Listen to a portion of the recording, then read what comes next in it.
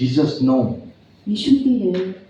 So in order not for you to go back to the old ways, ယေရှုကတင့်ကိုအဲ့လိုအရင်တော့အပြစ်တွေကိုပြန်သွားဖို့မဟုတ်ဘူး Jesus said, I will send you my spirit. ယေရှုကပြောတယ်တရှိတော်ဝိညာဉ်တော်ကိုပို့ပြီးပြီ My spirit will strengthen you. အဲ့တရှိတော်ဝိညာဉ်တော်ကကျွန်တော်တို့ကိုခိုင်ခန့်စေတယ် My Holy Spirit will help you to walk the right way. တရှိတော်ဝိညာဉ်တော်ကကျွန်တော်တို့ကိုဖျားနဲ့မမှန်ကန်ရှောင်းနိုင်ဖို့ပို့နေလိမ့်မယ် And then you will do no more sin again.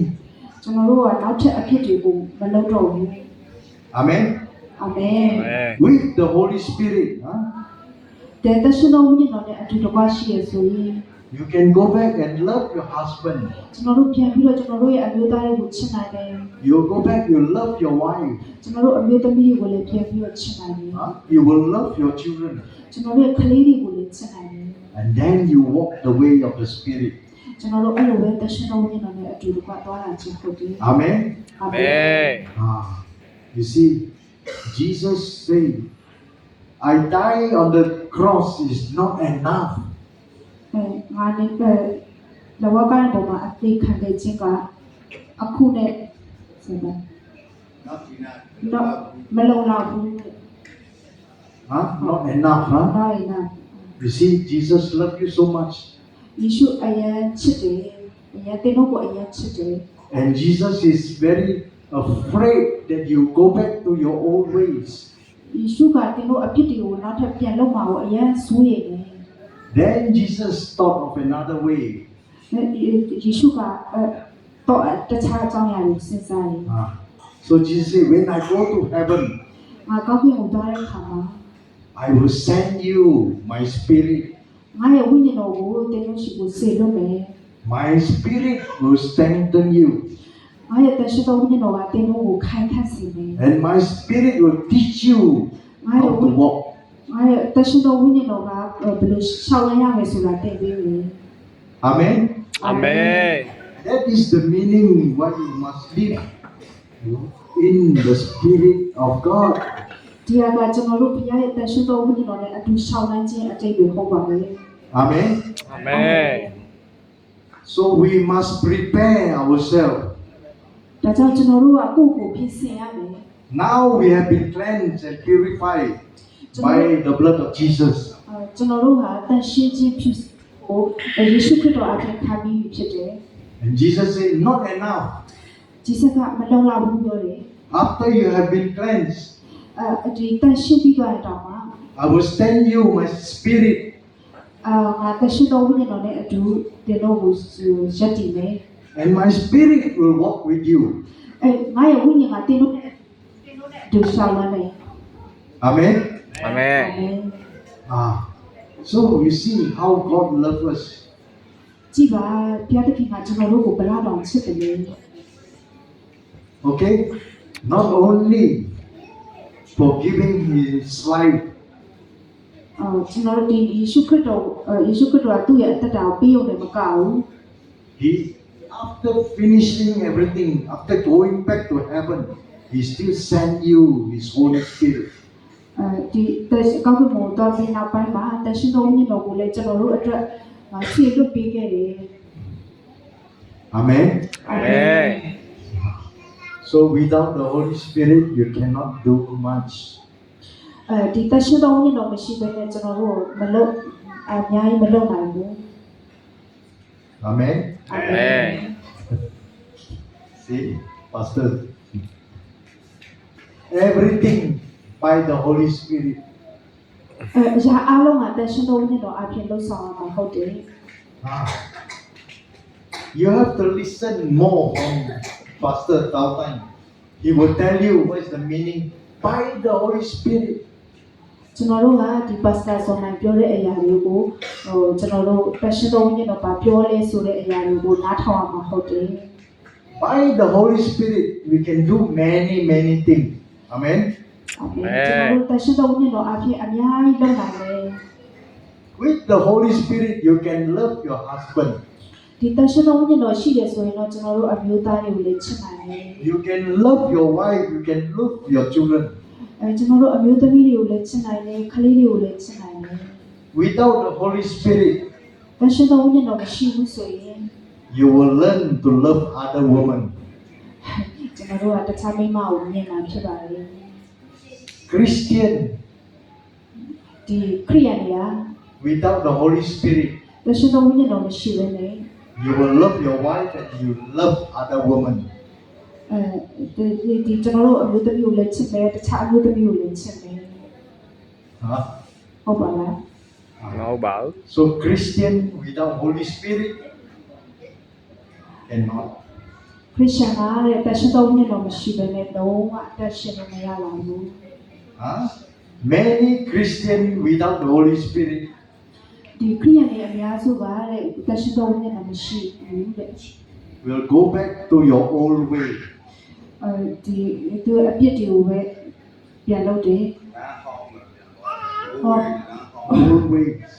လမ်းဟောင်းပဲပြန်သွားတယ် You are baptized. ကျွန်တော်တို့ကဒီဘာသာစနစ်ချင်းခံပြီးပြီ You are cleansed. ကျွန်တော်တန်ရှင်းပြီးပြီ But why you walk back the old ways?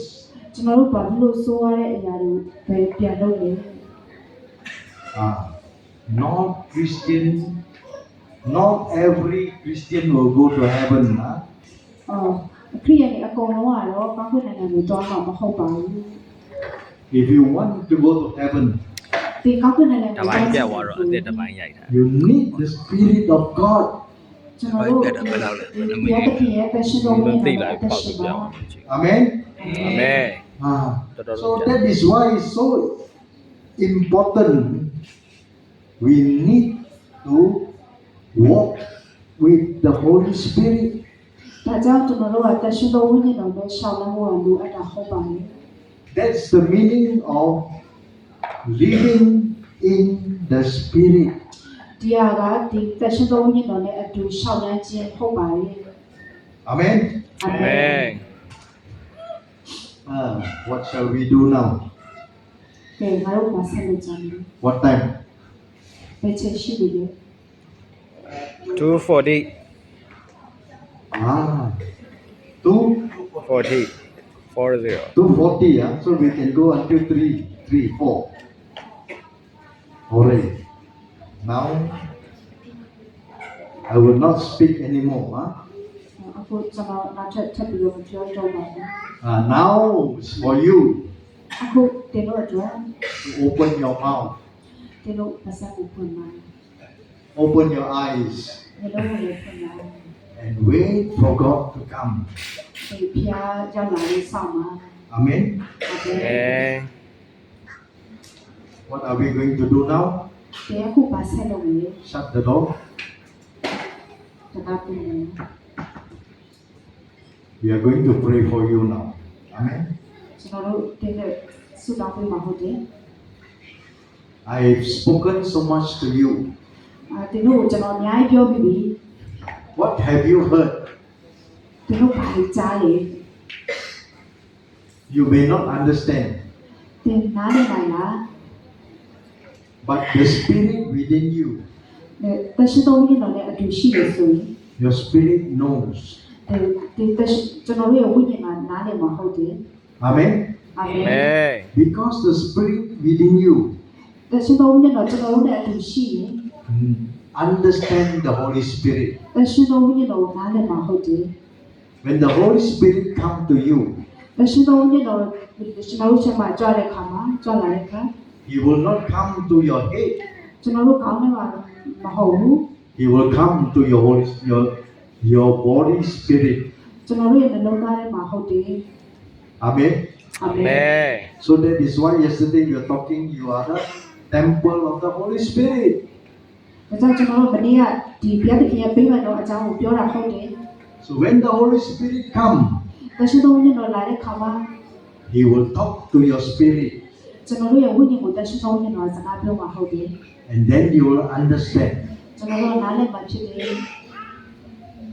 Amen. အာ အာ မ မ င် င် So are you ready? ဆိုတော့တင်လို့အစင်းသင့်ဖြစ်ပြီလား Huh? We are going to pray for you now. ကျွန်တော်တို့တင်လို့အတွက်ဆက်ပြီးဆုတောင်းပေးတော့မှာဟုတ်တယ် Yes Amen. အာမင် So we let us ready ourselves. ဆက်ခိုင်းတာ ready ready ဆက်သိချင်ပြီလား Huh? Ready, huh? Okay, we're going to pray for you, huh? So, who want to go to the toilet? အဲဟိုတက်စင်ကနေတွားချင်တဲ့လူရှိလား Huh? You want to go to the toilet? တွားလက်တွားချင်တဲ့လူရှိလား 5 minutes, huh? 5 မိနစ်အချိန်ပေးမယ် Don't go back to your room, huh? အခန်းကိုတော့ပြန်မသွားနဲ့ After you finish the toilet, you come back. အပေါ်ကတော့ပြီးတဲ့အခါမှာတော့ပြန်လာပါ And then we will pray for you. အဲ့တော့သူကပြန်ပြီးစစ်တောင်းပြီးမှဟုတ်ပါတယ် Amen? Amen So Amen you will not be sitting, you will be standing. ကျွန်တော်တို့မထိုင်တော့ဘူးမတည့်ရမှာဟုတ်တယ် Okay? Okay Okay That's ready. ready စင်လို့ပါ break လုပ်လိုက်မယ်နော်